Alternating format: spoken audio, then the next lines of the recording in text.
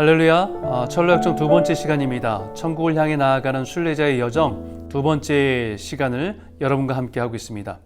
지난주에 잠깐 여러분들에게 철로역정의 책에 대한 소개를 해드렸는데 다른 모든 버전들은 다 괜찮습니다. 근데 한 가지 책을 정하고 여러분과 함께 통일성을 가지고 나아가기 위해서 안내해드리면 포이에마에서 나온 이 책을 가지고 진행하고 있다는 것을 알려드립니다. 이 챕터를 따라서 한 주 한 주 여러분과 함께 나누게 될 거고요. 여러분 이 책이 없고 다른 버전을 가지고 있다고 해도 괜찮습니다. 여러분들이 내용을 확인하시면서 함께 그 여정들을 살펴보고 또 읽어가고 묵상하는 여정들 함께 하신다고 한다면 전혀 문제가 되지 않습니다. 여러분 참고하시길 바라고요.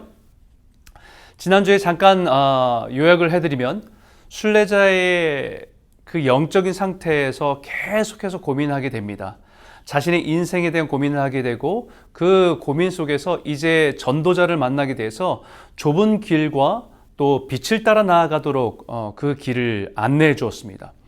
그래서 결심을 하고 이제 세상을 떠나서 그 길을 향해 나아가겠다고 결심한 그의 인생의 여정 속에서 두 사람을 만나게 되죠. 옹고집과 유순하난이라고 하는 두 사람을 만나게 되는데 이 두 사람은 세상으로부터 떠나려고 하는 이 순례자를 가지 못하도록 막는 역할로서 나오게 되지요.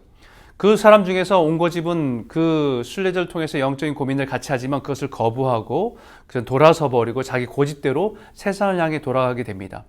그 중에 한 사람 유순한이라는 사람은 들어보니까 굉장히 마음에 혹했습니다. 그래서 그 여정을 함께 하기로 하고 순례길을 같이 걸어가게 됩니다.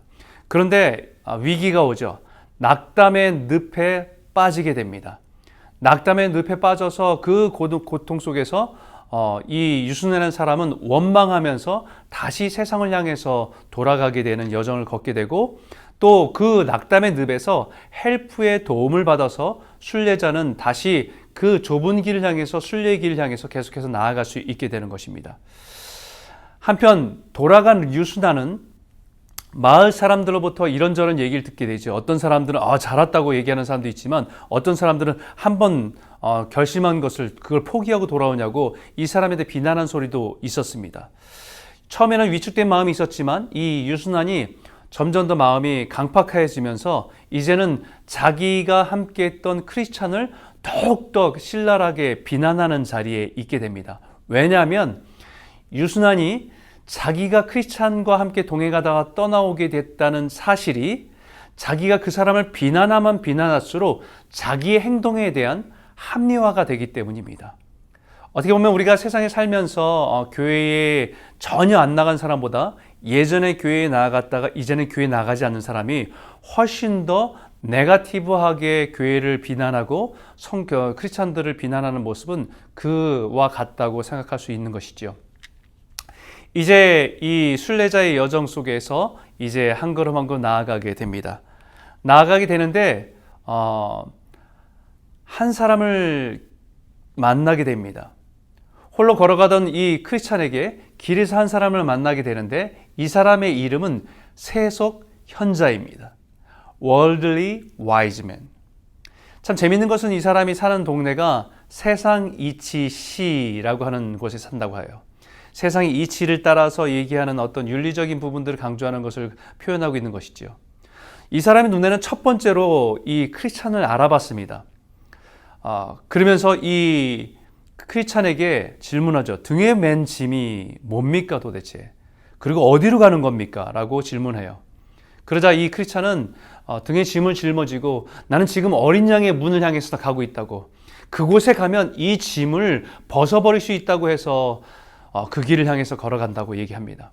그러자 이 세속 현자가 그 길은 너무 험하고 괴롭고 어려움이 많은데 왜 굳이 그 길로 가려고 합니까?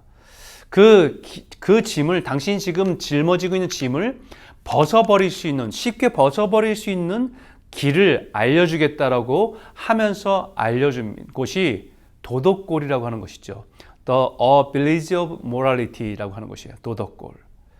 이 도덕골은 안전을 보장해주고 있고 수많은 사람들의 우정이 있고 만족과 있고 심지어는 그곳에 구원이 있다고 얘기해서 그 곳을 향해서 가라고 새로운 곳을 알려줍니다. 그러면서 그곳에 누가 살고 있냐면 율법이라고 하는 어른이 살고 있다고 말하고 있습니다. 그 어른은 당신이 지금 짊어지고 있는 이 짐을 쉽게 덜어버릴 수 있는 기술을 가졌기 때문에 그 사람에게 가라고, 그 사람에게 가면 이 모든 짐들을 쉽게 벗어버릴 수 있다고 안내해 주는 거예요. 그리고 그 도덕골을 향해서 가다 보면 제일 먼저 만나게 되는 사람이 예의 언덕이라고 하는 그곳에서 더 편하고 쉬운 길을 안내해 줄 거라고, 그 율법이란 사람의 자제를 소개해 주고 있다는 것입니다. 그리고 나서 저 언덕을 넘어 돌아가면 그 도덕골을 만나게 될 것이라고, 그곳을 향해 가라고 새로운 길을 안내해 줬습니다. 그래서 크리스찬이 계속해서 그곳을 향해서 나아가게 되는데, 올라가면 올라갈수록 너무 힘들고 위험한 것을 느낍니다. 하늘에서 번개가 번쩍번쩍거리면서 자칫하면 그 벼락에 맞아 죽을 것 같은 두려움과 공포가 있을 때에 저 멀리서 전도자를 만나게 됩니다. 전도자가 깜짝 놀랐습니다. 그를 보면서 도대체 여기서 뭐하고 있는 거냐고. 분명 자신은 좁은 길을 가라고 말해줬는데, 좁은 문을 통해서 가는 길을 안내해줬는데 도대체 왜 여기에 금방 곁길로 세워갈 수 있냐고 그 사람을 책망합니다. 그러자 이 크리스찬은 금방 만난 세속현자를 만나서 이곳에 오게 된 것을 말하게 됩니다. 그러자 전도자가 이 크리스찬에게 하나님의 말씀을 펴서 보여줍니다. 히브리서 12장 25절에 있는 말씀이에요. 너희는 삼가 말씀하신 일을 거역하지 말라. 땅에서 경고하신 일을 거역한 그들이 피하지 못하였거든 하물며 하늘로부터 경고하신 일을 배반하는 우리일까 보냐라고 말합니다. 그리고는 세속현자의 정체가 무엇인지를 설명해 줍니다. 세속현자의 정체는 세상의 교훈을 더 좋아하고 교회에 다니지만 자신의 윤리 기준과 도덕이라고 하는 인간적인 교훈을 따라 살아가는 사람입니다. 그 사람에게는 자신의 죄에 대한 인식이 없습니다. 죄에 대한 인식이 없으니까 그 사람이 추구하는 것, 그 사람 또한 십자가의 필요도 느끼지 못하는 사람입니다.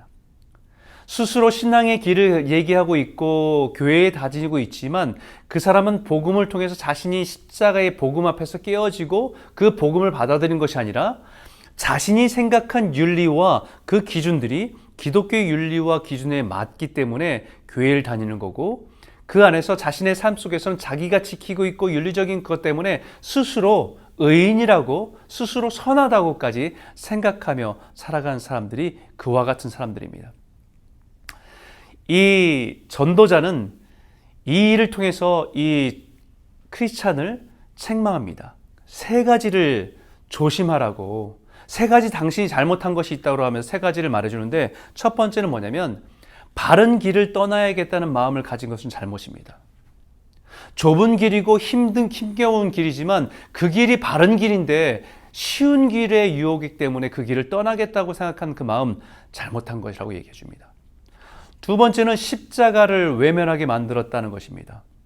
십자가의 길이 힘겹고 어렵지만 그 십자가의 길을 외면하고 쉬운 길을 선택하려는 것은 잘못된 것이라고 말합니다. 세 번째는 그것이 결국은 좋아 보이지만 죽음이 기다리는 길로 유혹되었고 미혹되었다는 것을 그에게 가르쳐 줍니다. 세상이 보는 십자가는 고린도전서 1장 23절과 25절에 말하고 있듯이 우리는 십자가에 못 박힌 그리스도를 전하니 유대인에게는 꺼리는 것이요 이방인에게는 미련한 것이로되 오직 부르심을 받은 자들에게는 유대인이나 헬라인이나 그리스도는 하나님의 능력이요 하나님의 지혜니라. 하나님의 어리석음이 사람보다 지혜롭고 하나님의 약하심이 사람보다 강하니라. 십자가는 세상 사람 볼 때는 참 미련한 것 같습니다. 그런데 십자가를 믿는 사람에게는 하나님의 능력인 것을 분명히 말하고 있는 것이죠. 그렇기 때문에 우리가 순례길을 걸어갈 때 편한 길, 쉬운 길이 아니라 우리가 끝까지 따라갈 것은 십자가의 길이라는 것을 말씀하고 있는 겁니다. 세 번째, 죽음의 길로 들어선 것. 세속현자가 소개한 율법은 마치 율법을 통해서 자유로워질 것이라고 말했지만 자유로워질 수 없습니다.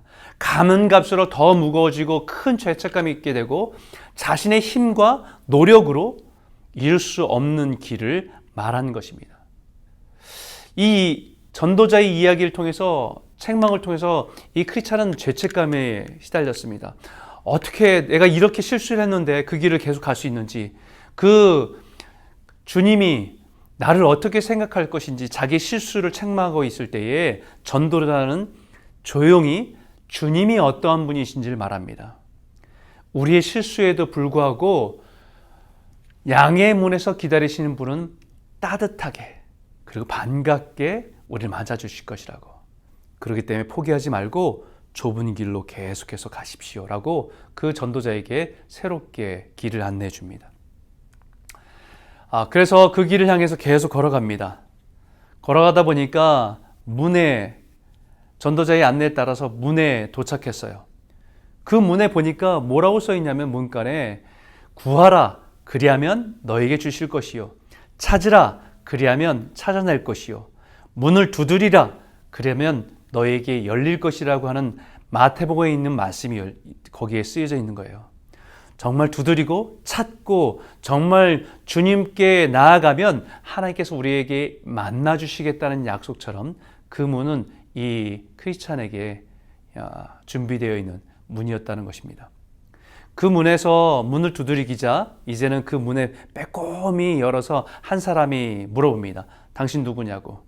그때 이 순례자가 지금까지 자신의 여정을 간단하게 말하니까 이 문지기가 굿윌, 선의라고 하는 이 문지기가 환영하면서 문을 열어줬습니다. 근데 환영하면서 문을 열었는데 갑자기 손을 잡더니 안쪽으로 거칠게 끌어들였습니다. 왜 이렇게 거칠게 끌어들인지 당황했는데 갑자기 알게 된 사실은 바알세불의 불화살이 끊임없이 날아와서 그 문에 꽂히는 것을 보았기 때문입니다. 이것은 무엇을 얘기하냐면 이 하나님의 사람들이 하나님께로 돌아가는 여정, 이제 하나님의 백성으로 돌아간 여정으로 나아갈 때 끊임없이 그들이 그 길을 가지 못하도록 그 불화살을 쏘아서 우리들을 낙심시키고 좌절시키는 일들을 끊임없이 한다는 것을 상징적으로 보여주는 모습입니다. 이제 이 선인을 만나서 자신이 지금까지 걸어온 길을 한참 동안 설명합니다. 그래서 그 얘기를 듣더니 이 선이라는 문지기가 샛길은 앞으로도 헤아릴 수 없을 정도로 많다고. 당신이 지금 잠깐 오는 동안에도 수많은 그 유혹이 있었던 것처럼 앞으로 순례의 길을 가는 동안에도 샛길은 너무너무 많다고. 그런데 한 가지 명심하라고. 바른 길은 늘 곧고 좁습니다. 늘 곧지만 그 길은 좁습니다. 그래서 그 길을 벗어나지 말고 끝까지 그 길을 가라고 말합니다. 그리고 선이 이 문지기가 이렇게 합니다. 우리는 어떤 사람이 이곳에 와도 그 사람을 거부하지 않습니다. 물리치지 않습니다. 그 사람이 이 문간에 오기 전까지 어떤 일을 했는지 무슨 일을 했는지 우리는 신경 쓰지 않습니다. 당신이 믿음으로 시작했다고 한다면 우리는 웰컴 받아들여서 당신이 그 순례길을 갈 수 있도록 도와줍니다. 샛길은 헤아릴 수 없이 많지만 하나같이 그 샛길의 특징은 넓고 굽었습니다. 넓어 보여서 좋아 보이는데 결국은 그 길은 굽어 보이는 길입니다. 그래서 바른 길과 그릇된 길을 구별하고 그리고 바른 길을 따라서 끝까지 걸어가십시오라고 권면하는 거죠. 당신이 짊어진 짐이 버겁지만 구원받는 자리까지 갈 때까지 참으십시오. 그 자리에 가면 그 짐은 저절로 떨어져 버릴 것입니다. 그리고 나서 그 길을 가기 전에 반드시 들려야 될 집 한 집을 가르쳐 줍니다. 안내해 줍니다. 그 집이 해석자의 집입니다. 걸어서 해석자의 집까지 이 순례자는 걸어갑니다. 해석자의 집을 보면서 이 해석자의 집은 굉장히 중요한 의미를 보여주고 있어요. 이 앞으로의 여정, 순례자의 여정 속에서 아주 중요한 도움을 받을 수 있기 때문에 그 집의 주인을 꼭 만나라고 안내해 준 거기 때문입니다. 이 해석자의 집을 가니까 집 주인이 반갑게 맞이하면서 등불을 가지고 그 집 안에 있는 7개의 방을 돌아보면서 안내해 줍니다. 이 7개의 방은 앞으로 순례자의 길을 걸어가는 여정을 함축하는 의미이기도 합니다. 순례자의 길을 걸어갈 때 반드시 기억하고 붙들어야 될 믿음과 소망의 메시지가 담겨 있는 의미입니다. 이것이 우리의 신앙에 중요한 것은 십자가의 체험 앞에 놓여 있다는 것입니다. 십자가의 체험은 감정적으로 그 십자가의 의미가 다가오는 것이 아니라 십자가의 의미가 무엇인지 그 분명한 지식 속에서 십자가의 가치를 붙드는 것이기 때문입니다. 그래서 이 7가지 방을 하나하나 설명해 주는데 첫 번째 방은 참목자상입니다. 참목자상. 인물의 초상화를 보니까 두 눈은 하늘을 우러보고 있고 손에는 책 중에 책을 손에 들고 있습니다. 입술에는 진리의 법을 새겼고 온 세상을 짊어진 모습, 머리에는 황금 면류관을 쓰고 사람들에게 무엇인가를 호소하는 모습으로 표현되어 있는 초상화를 등불을 비춰서 보여주고 있습니다. 두 눈은 하늘을 보고 있다는 것은 그러므로 너희가 그리스도와 함께 다시 살리심을 받았으면 위의 것을 찾으라. 거기는 그리스도께서 하나님 우편에 앉아 계시니라. 위의 것을 생각하고 땅의 것을 생각하지 말라라고 하는 말씀을 반영한 거지요. 영원한 것에 대한 가치를 보고 있는 것입니다. 그리고 손에는 책 중에 책을 손에 쥐고 있습니다. 사도 바울이 에베소 교회에서 3년이나 밤낮으로 사역하면서 가르친 것이 자신의 지식이 아니라 성경을 가르친 겁니다. 성경의 말씀을 배우고 성경에 있는 진리를 배운 것입니다. 그 말씀으로 신앙이 세워지고 그 말씀으로 교회가 세워지는 것이지요. 입술에는 진리의 법을 새기고 또 이분의 삶에는 온 세상에 짊어진, 이 표현을 다른 버전에서는 세상을 뒤로하고 라고 하는 표현이에요. 또한 모든 것을 해로 여김은 내 주 예수 그리스도를 아는 지식이 가장 고상하기 때문이라 내가 그를 위하여 모든 것을 잃어버리고 배설물로 여김은 그리스도를 얻고라고 하는 빌립보서에 있는 말씀을 그에게 표현한 것이지요. 예수를 따른다는 것, 그것은 세상의 모든 것들을 가치 있게 여겼던 모든 것들을 배설물과 같이 여긴다는 겁니다. 그러고 나서 머리에는 황금 면류관을 쓴다는 것은 이제 우리가 장차 하나님 앞에 설 때에 우리의 삶 속에서 예비된 황금 면류관, 의의 면류관을 얻게 되는 것을 보여주고 있는 거지요. 사람들에게 호소하고 간청하는 것은 진리를 가지고 그 전도자로서 간절함을 가지고 세상에 복음을 선포하는 모습입니다. 이 참목자상은 우리의 주님을 표현하는 것이지만 우리가 순례의 여정의 길을 가는 동안에 만나는 인도자, 또 목회자, 우리의 영적인 지도자와 같은 사람의 상징적인 모습일 뿐만 아니라 우리가 성숙되어서 우리의 모습이 변화되어져 가는 모습들을 상징하는 것입니다. 이것이 굉장히 중요한데 이 참목자상이 우리가 이 순례의 여정을 걸어갈 때 미혹되지 않는 기준입니다. 거짓 선지자에 미혹되지 않는 기준입니다. 아까도 얘기했던 그 세속, 그 지혜 있는 사람의 모습에서 잘못된 것을 가르치는데 그것에 혹하지 않고 끝까지 진리를 따라 걸어갈 수 있는 분별력을 갖게 되는 안목이기도 하는 것이지요. 두 번째는 한 방을 가니까 거기는 응접실이 있는 방이었습니다. 먼지가 가득히 쌓인 응접실에 머슴이 비질을 하고 있습니다. 먼지가 막 피어오르는데 한 계집아이가 물을 가져다가 깨끗이 뿌려서 또 그것을 깨끗이 합니다. 먼지가 쌓인 응접실은 무엇을 상징하는 거냐면 우리의 원죄와 우리 내면의 영적인 내적인 부패를 말하고 있는 거죠. 그래서 성경에 그런 말도 하잖아요. 이런 말씀하잖아요. 만물보다 거짓되고 심히 부패한 것이 인간의 마음이라. 인간의 마음이라. 우리 내면에 우리가 스스로 뭔가 쓸어보겠다고 열심히 하지만 그 먼지가 나는 모습은 뭘 얘기하는 거냐면요. 먼지를 쓴 하인은 율법을 상징하는 겁니다. 전에는 율법을 깨닫지 못했을 때는 내가 살았더니 계명의 이름에 죄는 살아나고 나는 죽었도다라고 말합니다. 비질을 하지 않았을 때는 깨끗한 줄 알았어요.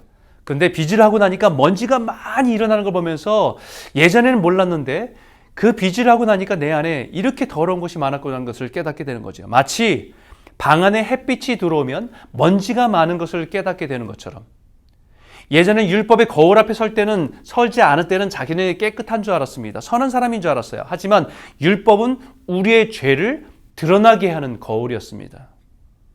그래서 로마서 7장 7절에 그런즉 우리가 무슨 말을 하리요? 율법이 죄냐? 그럴 수 없느니라.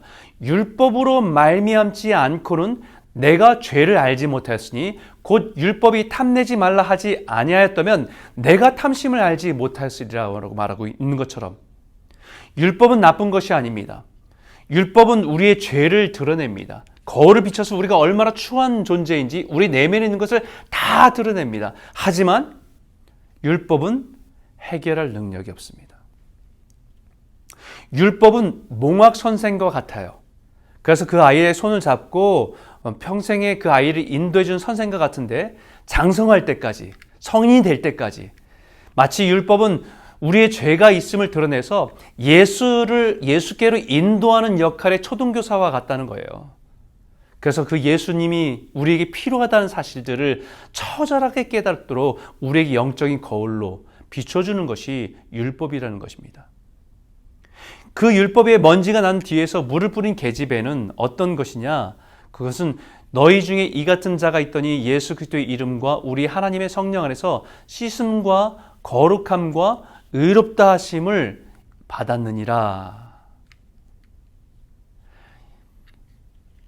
이 계집 여종이 표현되는 것은 먼지가 일어나는 우리 노력으로 되지 않지만 우리 안에 계신 성령님께서 우리의 하나님의 말씀으로 우리의 영혼을 씻어주시고 우리를 깨끗게 하시고 우리가 그 마음을 가지고 성령님을 따라갈 수 있도록 우리를 인도하신다라는 것을 말씀하고 있는 거예요. 그래서 우리의 노력이 아니라 성령님을 의지해서 정결함으로 살아가는 것이 우리 거듭난 사람들의 모습이라는 것을 말씀해주고 있는 거죠. 이제 세 번째로 나아가는 방에는요, 두 아이가 있습니다. 한 아이는 패션이라고 하고 한 아이는 페이션스라고 하는 아이예요. 정욕과 인내라고 하는 두 아이가 앉아 있는 겁니다. 정욕은 이 세상에 속한 사람들의 모습이고 인내는 장차 다가올 나라의 백성의 모습을 상징합니다. 이 두 아이에게 두 아이의 보호자였던 사람이 하나의 조건을 걸면서 약속을 하지요. 더할 나위 없는 멋진 선물을 줄 테니까 내년 봄까지 좀 기다려보라고. 그런데 정욕은 심통이 나 있습니다. 왜 기다리려고 하는지 너무 화가 나는 거야. 지금 당장이라도 그 욕구를 채워줬으면 좋겠는데 그것을 기다리려고 하니까 힘든 겁니다. 그래서 모든 것을 낭비하는 삶을 삽니다. 참지 못해요. 정욕대로 살아갑니다. 이 세상에 있는 것들만 추구하고 살아갑니다. 그래서 지금 당장 눈앞에 있는 육신적인 즐거움과 편안함만을 추구하고 살아가는 것을 상징하고 있는 거예요. 웬 남자가 갑자기 오더니 그 앞에서 보물을 확 쏟아냅니다. 그때는 너무 좋아서 그들 막 좋아서 흥분하고 좋아하는데 갑자기 그 보물들이 눈앞에서 착 사라지는 거예요. 흔적도 없이 사라집니다. 마치 이 두 모습에서 우리에게 말하고 있는 것은 우리 눈앞에 있는 보물같이 좋아하는 어떤 쾌락적인 것이나 육신적인 즐거움들은 편함을 주는 모든 것들은 보물 같아서 막 취하고 싶었지만 결국은 눈앞에 다 사라지고 말 험한 것들이라는 것을 말씀해주고 있는 거죠. 그래서 우리에게 성경은 우리에게 무엇을 말하는 거냐면 너에게 인내가 필요하면 너희가 하나님의 뜻을 행한 후에 약속하신 것을 받기 위함이라. 잠시 잠깐 후면 오실 이가 오시리니 지체하지 아니하리라. 우리는 하나님의 백성으로서 이 땅 가운데 살아가는 것은 눈앞에 있는 즐거움과 쾌락을 위해서 살아가는 것이 아니라 장차 잠시 잠깐 후면 오실 그 영광을 기다리며 인내하며 살아가는 하나님의 백성인 것을 명심하라고 말하고 있는 거죠. 뿐만 아니라 고린도후서 4장 17절과 18절에 우리가 잠시 받는 환난에 경한 것이 지극히 크고 영원한 영광이 중한 것을 우리에게 이루게 함이니 우리가 주목하는 것은 보이는 것이 아니요 보이지 않는 것이니 보이는 것은 잠깐이요 보이지 않는 것은 영원함이라. 우리는 잠깐 있는 그 쾌락과 유익이 아니라 영원한 영광을 위해서 살아가는 백성인 것을 잊지 말고 인내하며 하나님의 약속을 기다리며 살아가는 백성인 것을 이 순례의 여정에서 끝까지 잊지 말라고 주는 메시지입니다. 네 번째 방을 갔습니다. 거기서 신기한 일이 일어납니다. 벽난로가 있는 방이 있거든요. 불이 있는데 누군가 갑자기 여기에 불을 끄려고 물을 붓고 있는 상황들이에요. 벽난로가 있으면 따뜻하게 집안을 다 데피고 있어야 되는데 한 사람이 그 불길을 잡으려고 물을 붓고 있는 그런 상황들을 볼 때 이게 무슨 모습인지 궁금했습니다. 그랬더니 주인이 뒤를 돌아가서 보게 합니다. 뒤를 돌아보니까 그 불이 그렇게 불을 끌려고 물을 붓고 있는데 불이 꺼지지 않는 이유가 뒤에서 한 분이 이 기름을 붓고 있는 모습을 보여준 겁니다. 이것은 무엇을 말씀하고 있는 거냐면 우리 마음속에서 하나님이 이루시는 은혜의 역사, 그 은혜의 역사에 사단은 끊임없이 이 은혜를 꺼버리려고 시키려고 그 마음의 열정들을 식게 하려고 하는 그 일들을 계속해서 하는데 주님께서는 그 열정에 계속해서 우리에게 은혜를 부어주셔서 우리가 계속해서 뜨겁게 주를 향한 그 마음을 가지고 살아갈 수 있도록 하는 일들을 주님께서 그에게 은혜를 부어주는 일을 하신다는 겁니다. 그래서 빌립보서 1장 5절과 6절에 너희가 첫날부터 이제까지 복음을 위한 일에 참여하고 있기 때문이라 너희 안에 착한 일을 시작하신 이가 그리스도 예수의 날까지 이루실 줄을 우리가 확신하노라 라고 말합니다. 주님이 우리에게 복음을 주셨습니다. 은혜를 깨닫게 하셨어요. 십자가의 은혜를 붙들게 하셨습니다. 그렇다고 한다면 그 주님이 우리의 모습에서 사단은 계속해서 우리의 열정을 식게 하고 우리의 은혜를 식게 하고 우리가 그 은혜 가운데 떨어지게 하려고 하지만 주님은 우리를 붙드셔서 그 길을 끝까지 갈 수 있도록 책임져 주시고 우리를 붙들어 가신다는 약속으로 우리에게 보여주고 있는 것입니다. 그러고 나서 이제 한 방으로 들어가게 됩니다. 한 방으로 들어가니까 이제 뭐가 보이냐면 멋진 궁궐이 있습니다. 너무나도 아름답고 화려한 대궐인데 그 성벽 위로는 찬란한 옷을 입은 사람들이 그 위에서 거닐고 있는 거예요. 그러고 나서 그 성을 어쨌든 들어가려고 많은 사람들이 기다리고 있고 서성거리고 있는데 들어가고 싶지만 엄두가 안 나요. 왜냐하면 그 앞에 군인들이 장수들이 칼을 들고 무장하고 서 있기 때문입니다. 그리고 거기 앞에 문 앞에는 대궐 문 앞에 책상 위에 장부를 딱 내려놓고 거기 궁궐 안에 들어가려는 사람의 이름을 적게 되는 사람이 거기서 보고 있습니다. 가만히 보니까 대궐 문 앞에 중무장한 사람들이 있는데 앞으로 나오려는 사람에게 상처를 입히고 피해를 받게 하는 그런 일들을 하게 됩니다. 그때 한 사람이 딱 얘기합니다. 내 이름을 올려주십시오. 그러고 나더니 칼과 무장을 하고 나서 죽을 힘을 향해서 그 성문을 향해 나아갑니다. 막 싸우며 나아갑니다. 그러더니 결국 그 죽을 힘을 다해서 상처를 받았지만 결국 그 성에 입성합니다. 입성을 하자 성 안에 있는 사람들이 오라, 어서 오라, 영원한 영광을 얻으리니라고 그 위에서 선포하고 환영해주고 있는 거예요. 이 모습을 보면서 우리에게 말하고 있는 것은 이 용감한 사나이는 구원받은 자의 영적인 특징을 가지고 있는 사람입니다. 그리스도인의 제자로서의 성도로서 이제 우리가 그 성을 향해 나아가 될 때 그 싸움, 영적인 싸움 가운데 믿음으로 그 싸움을 헤쳐나가는 사람을 말하고 있는 것이죠. 그 성에 들어가고는 싶지만 그 영광 가운데 거하고 싶은 마음은 있지만 자기가 여전히 그 용기를 내지 못해서 세상 것을 내려놓지 못하고 자기를 부인하지 못하고 자기 십자가를 지지 못하고 결국은 머뭇머뭇하고 있는 수많은 사람들의 모습을 그대로 보여주고 있는 거지요. 근데 거기에 자기 이름을 쓰고 무장하고 믿음으로 그것을 향해서 달려나가는 그 모습을 통해서 결국은 승리의 그 성에 들어가는 제자의 길을 걸어가는 성도의 모습을 보여주고 있는 것입니다. 사도행전 14장 22절에 분명히 말합니다. 사도 바울이 제자들의 마음을 굳게 하여 이 믿음에 머물러 있으라 권하고, 또 우리가 하나님의 나라에 들어가려면 많은 환난을 겪어야 할 것이라. 하나님의 나라에 들어가라고 한다면 우리가 제자의 길을 믿음으로 싸워서 걸어가야 한다는 것을 분명히 말하고 있는 것이죠. 궁전의 아름다움을 알고 어려움을 두려워하지 않고 돌진하는 이 남자, 구원의 가치를 아는 남자입니다. 가치를 아는 사람입니다. 그래서 성경에 하나님의 나라에 대해서 이렇게 표현하지요.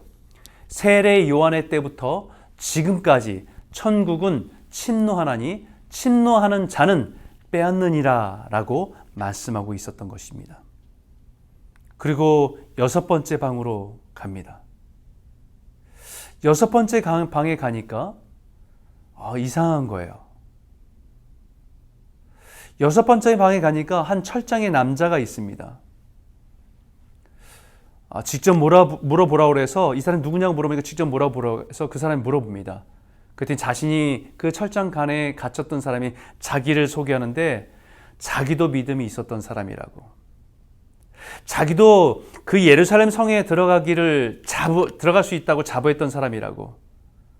근데 그때는 기쁨도 있었지만 지금은 자포자기하고 절망 가운데 있다고. 왜 그 사람이 그렇게 되었는지 이유를 물어보니까 늘 조심하고 성실하게 살지 못하고 욕망대로 이끄는 대로 정신없이 살았던 사람이라고 말합니다. 말씀의 빛과 하나님의 선하심에 등을 돌리고 죄를 짓고 살아갔습니다. 그 안에서 끊임없이 성령님께서는 애통하면서 그가 돌아오기를 계속해서 권했지만 그것을 거절하고 결국은 성령님이 떠나가시고 그 중심에 마귀를 받아들인 삶이었다는 거예요. 정말 소망이 없는 것일까? 그 인생은, 그 사람이 한 것은 예수님을 다시 십자가에 못 박은 겁니다. 예수님의 인격을 모독하고 그 안에 계신 성령님을 거부하고 의로움을 짓밟고 거룩한 언약의 피를 부정하면서 성령님을 욕되게 한 자였기 때문에 타락한 길에 서게 된 사람을 말합니다. 여러분, 여기에 아까 우리 안에 불을 지피셔서 사탄은 그것을 끄려고 하지만 그 뒤에 있는 주님이 우리에게 기름 부어서 은혜 주셔서 우리를 끝까지 보존하신 하나님의 은혜가 있다고 했는데, 이 타락에 대한 것은요, 참된 성도가 타락하는 것이 아니라 거짓 성도, 위선자가 타락하는 것을 말하는 것입니다.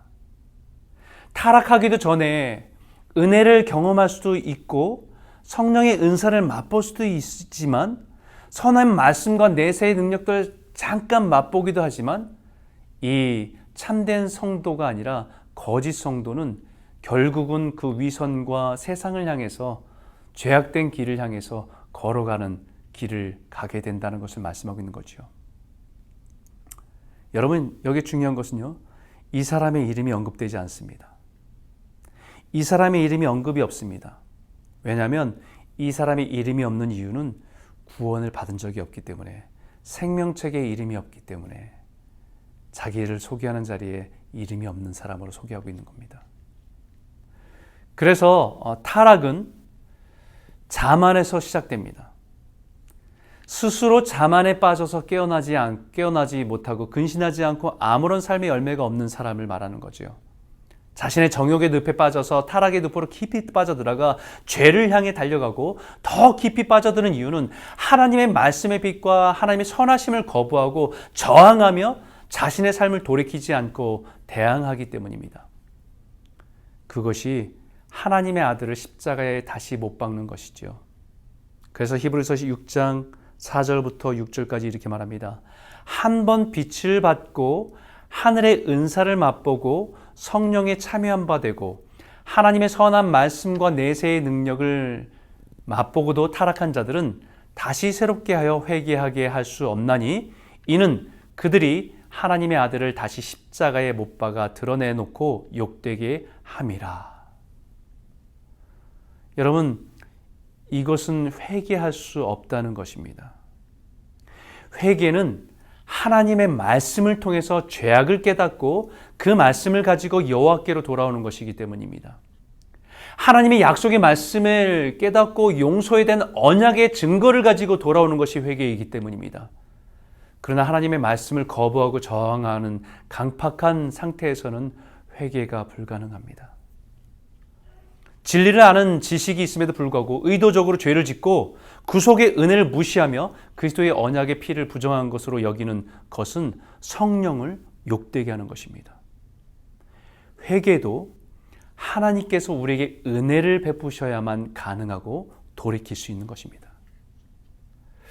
히브리서에 모세의 법을 폐한 자도 두세 증인으로 말미암아 불쌍히 여김을 받지 못하고 죽었거늘 하물며 하나님의 아들을 짓밟고 자기를 거룩하게 한 언약의 피를 부정한 것으로 여기고 은혜의 성령을 욕되게 하는 자가 당연히 받을 형벌은 얼마나 더 무겁겠느냐. 너희는 생각하라. 이 타락에 대한 가르침은 선택된 백성에게는 경고의 역할을 합니다. 그 순례길을 가는 동안에 겸손히 하나님의 은혜를 의지하며 끝까지 걸어가야 됨을 우리들에게 가르쳐주는 거지요. 그럼 마지막으로 꼭 보고 가라고 권면하고 있는 것이 있어요. 꼭 보고 가라고. 그것은 7번째의 모습인데 한 사람이 꿈에서 깨어났습니다. 근데 굉장히 충격받은 모습이에요. 몸을 와들와들 떨고 있는 모습입니다. 그래서 왜 저 사람이 저렇게 떨고 있냐고 물어보니까 그 사람이 본 것은 그 꿈에서 나팔 소리가 울리며 하늘이 열리고 수많은 사람들이 구름 타고 그 주님과 함께 오는 모습입니다. 세상은 불바다가 됐고 그 하늘에 선포되는 메시지가 일어나라 죽은 자들이여 심판의 자리로 나오라는 그 메시지가 하늘에서 선포됩니다. 구름 위에 있는 분은 책을 펴서 온 세상 사람들을 다 불러 모읍니다. 그 자리는 재판관과 죄인 사이의 자리였습니다. 그리고 하늘에 소리가 선포됩니다. 가라지와 쭉정이를 자풀을 걷어서 불못에 던져버리라고. 그래서 그것을 수종드는 사람들이 알곡을 모아서 곳간에 들이고 가라지들은 다 불에 태워버립니다. 그때에 한 사람 한 사람이 그 앞에 심판대 앞에 나아갈 때에 그동안 죄를 지었던 모든 것들이 다 올라옵니다. 자신도 잃어버렸던 죄의 모습들이 다 드러나는 것이지요. 자신의 양심이 스스로 인정사정 없이 자신을 고발합니다. 예전에 사람들 앞에서는 자기가 선하다고 인정받았던 것도 그 순간에 숨겨져 있던 양심의 모습이 자신의 양심이 자신을 고발하는 모습을 보게 되는 것이지요. 그 모습을 본 사람이 두려움 가운데 떨고 있는 겁니다. 왜 두려움 가운데 떨고 있습니까? 라고 물어보니까 심판날이 닥쳤는데 아무 준비가 되어 있지 않아서 천국으로 군사들이 하나님의 백성을 데리고 가는데 자신을 돌아보지 않고 발밑에는 지옥 불못을 입 벌리고 있는 상황을 보니까 자신의 양심은 자신을 가혹하게 몰아붙이는데 재판관은 불꽃 같은 눈으로 자신을 쳐다보고 있는 모습을 보니까 떨고 있습니다. 이 이야기를 들은 크리스찬은 소망도 있지만 두려움도 있는 거예요. 그래서 성경이 이렇게 말씀하지요. 그러므로 나의 사랑하는 자들아 너희가 나 있을 때뿐 아니라 더욱 지금 나 없을 때도 항상 복종하여 두렵고 떨림으로 너희 구원을 이루라. 너희 안에서 행하시는 이는 하나님의 소이시니 자기의 기쁘신 뜻을 위하여 너희에게 소원을 두고 행하게 하시나니. 우리에게 허락하신 구원은 너무 아름답고 귀한 것입니다. 그래서 우리가 그 길을 갈 때 두렵고 떨림으로 마음에 소원을 두고 걸어가는 겁니다. 우리의 의지가 아니라 성령님이, 우리 안에 계신 성령님이 하나님이 기쁘신 뜻을 가지고 우리에게 그런 소원을 두고 행하게 하셔서 그 길을 걸어가게 하신다는 겁니다. 성령님이 인도하시는 거예요. 우리는 겸손히 이 구원의 여정에 순종으로 걸어가야 할 여정이라는 것을 가르쳐주고 있는 것입니다. 이 7개의 이 해석자의 방에서 보여준 7개의 방은 우리 신앙에 너무 중요한 겁니다. 우리 신앙이 너무 중요한 거예요. 이것은 우리가 평생의 순례길을 걸어가면서도 우리가 꼭 명심하고 기억하고 걸어가야 할 성경의 진리이기 때문입니다. 이 순례자의 각자의 길에서 동일하게 걸어간 우리가 이 7가지 해석자의 방의 진리를 가슴에 새기며 오늘도 우리 믿음의 길을 걸어가시는 저와 여러분 모두가 되시길 주의 이름으로 축원합니다.